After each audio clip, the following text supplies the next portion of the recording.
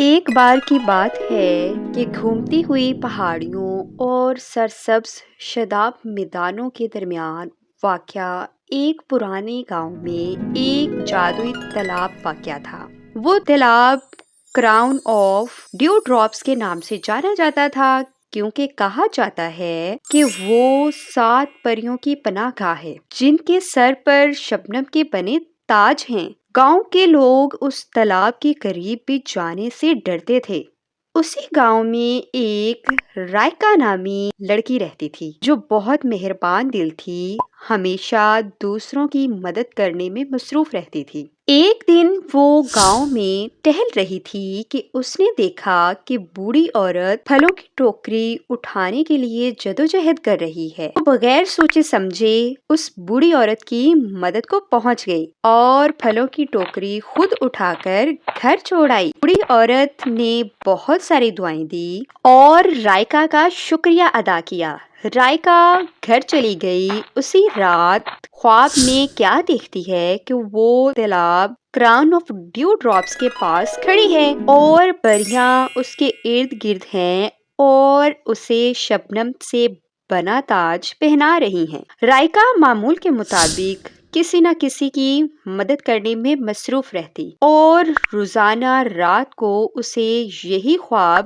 آنے لگ گیا۔ ایک ہی خواب روز آنے سے اسے بہت تعجب ہوا۔ اس نے اپنی امی جان کو خواب کے بارے میں بتایا تو امی جان نے کہا کہ پیاری بیٹی، تالاب کراؤن آف ڈیو ڈراپس کے بارے میں تم بچپن سے سن رہی ہو، اس لیے تمہارے ذہن میں جو چیز ہوتی ہے وہی خواب میں آ جاتی ہے۔ خیر، رائکا جا کر اپنے بستر پر سو گئی۔ جیسے ہی رائکا کی آنکھ لگی تو پھر وہی خواب آ گیا۔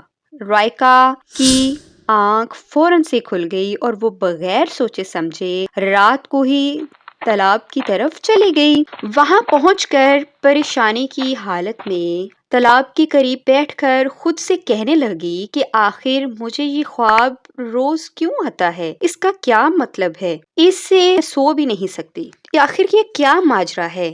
رائکا کا یہ کہنا ہی تھا کہ ہوا کا زوردار جھونکا آیا اور تالاب میں تیز روشنی ہوئی۔ اتنی تیز روشنی کہ پورا گاؤں اس روشنی سے روشن ہو گیا۔ اس روشنی سے گاؤں کے لوگ جاگ گئے اور سب اس تالاب کے پاس اکٹھے ہو گئے۔ پھر سب لوگوں کے سامنے اس روشنی میں سے چمکدار پریاں نمودار ہوئی۔ سب پریوں کے سر پر شبنم کے بنے خوبصورت تاج تھے۔ ایک پری نے جادو کیا جس سے ایک شبنم کا تاج نمودار ہوا۔